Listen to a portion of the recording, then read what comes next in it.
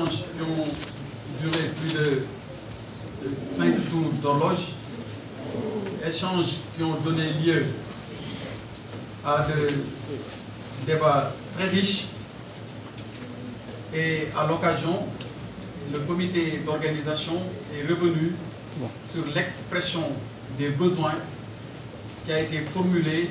à l'endroit des différents services de l'État. Mais avant de revenir sur cette question relative à l'état d'exécution de ces engagements, ainsi que donc les autres engagements qui ont été pris en direction du Gamou de Medina Baye, je voudrais rappeler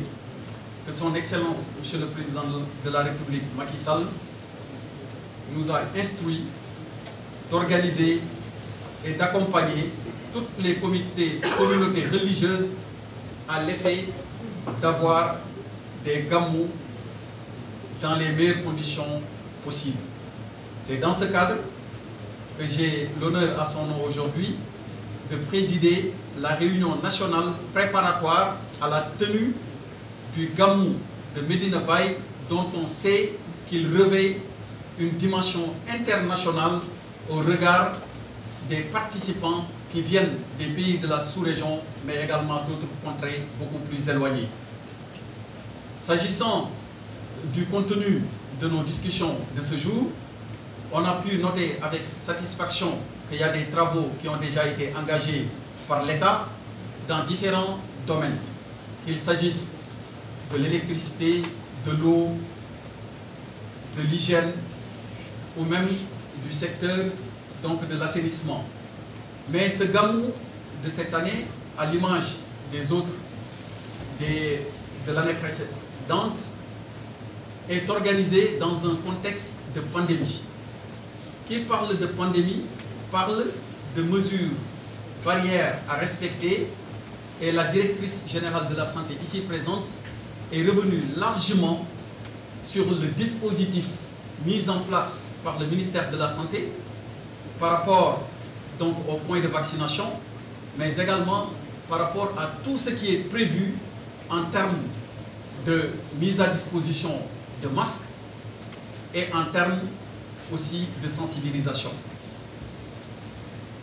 L'organisation et les propos tenus tout à l'heure par Serigne Cheikh Mahi Niass, porte-parole de Medina Baye, Cissé, de Serigne Cheikh Mahi Cissé, Serigne Cheikh Mahi Niass et le Khalif. Mais comme on le dit dans l'islam, et c'est plus précis encore en wolof, nit ku nek ki la darajay ki la yoni ngay taxawé. Donc ça, je pense que dire que c'est Serigne Cheikh Mahi Cissé, représentant de Serigne Cheikh Mahi Niass ici, ne fait que conforter la conviction profonde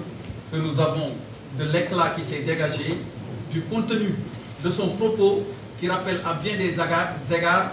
ce qui caractérise notre prophète bien-aimé, Sayyidina Mohamed alayhi salatu wassalam,